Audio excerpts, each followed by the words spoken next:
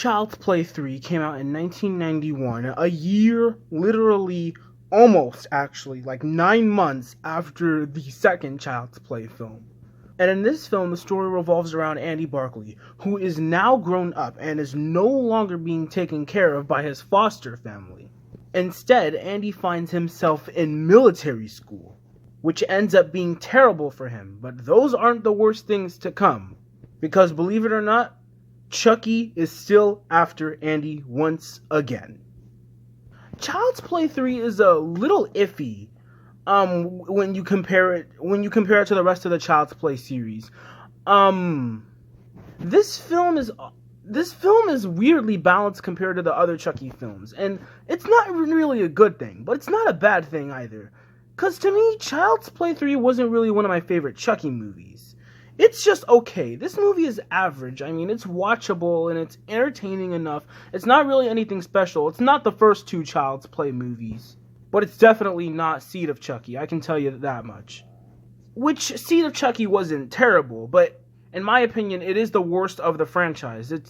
Seed of Chucky easily is the worst of the franchise. But let's be honest, Seed of Chucky did have its moments. But Child's Play 3 isn't that terrible, in my opinion at least. This film does really have some unique elements to it.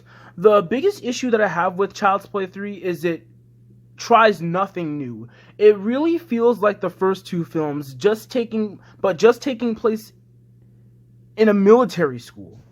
If the third Child's Play was able to try something different, then I think this would have boosted the film a lot more. But Child's Play 3 hardly tries anything new.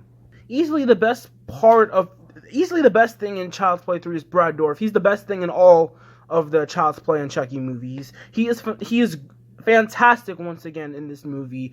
The humor he delivers, the kills in this movie are really good. I mean, you can never go wrong with Brad Dourif. He is really good as Chucky. It's technically come up to a point now where Brad Dourif technically is Chucky. I can't really see anyone else voicing that character, but, you know, Mark Hamill is going to be voicing this character in the remake, so I'm actually very interested to see where Mark Hamill is going to go with this character.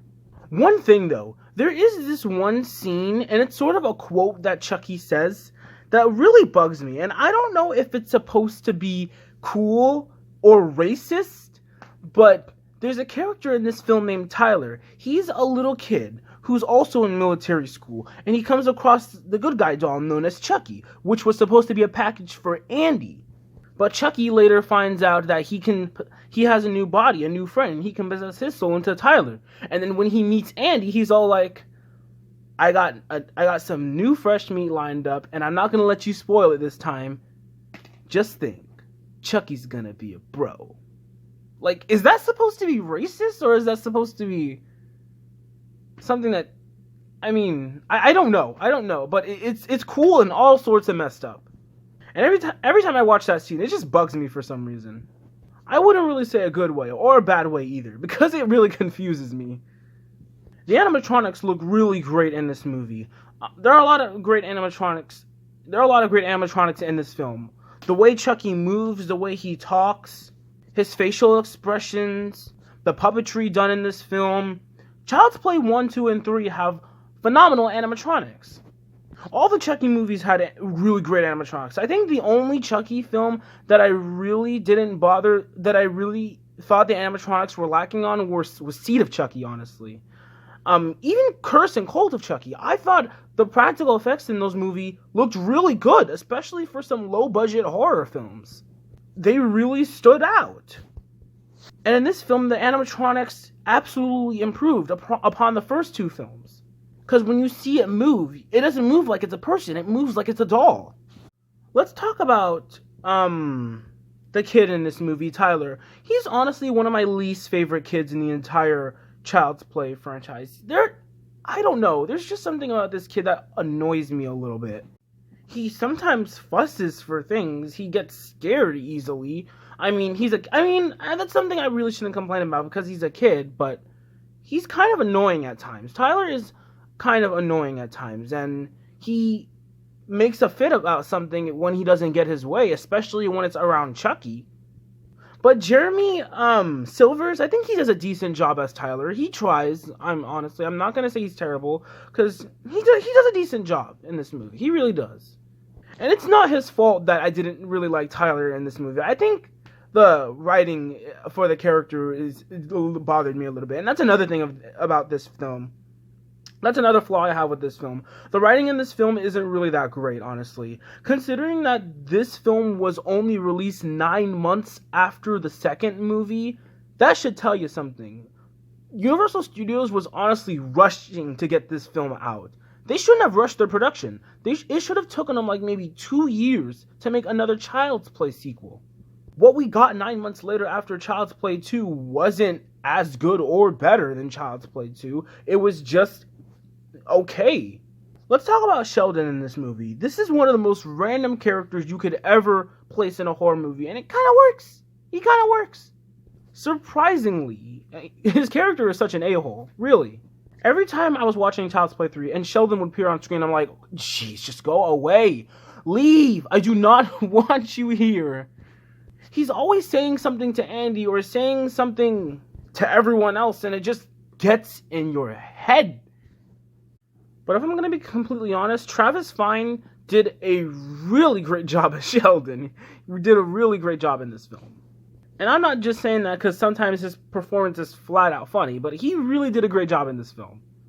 One of the most effective scenes in Child's Play 3 is the opening of the film, where the score is occurring and it's almost like a haunting military theme song.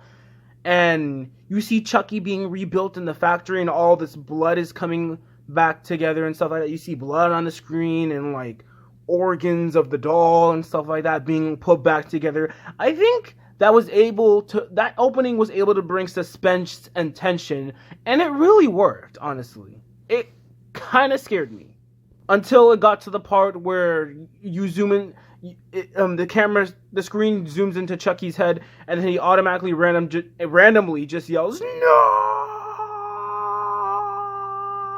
I thought that was kind of cheesy. I found that funny. Honestly. I thought that was kind of cheesy. But I let it slide by me. But the opening of the movie was really cool. I also love the first kill in the movie where Chucky strangles the businessman. I thought that was a pretty cool kill, considering he's Charles Lee Ray, the Lakeshore Strangler, so it makes sense. I thought it was really cool. Now let's talk about Andy Barclay, who's not played by Alex Vincent in this film, by the way. He's actually played by Justin Wallen. For some reason, he's a little less likable in this film than he was in the first two movies. And I don't know if it's because he's just an adult or he's in this military school, but he's a little less likable. I couldn't really get invested into Andy in this film. I mean, there were times where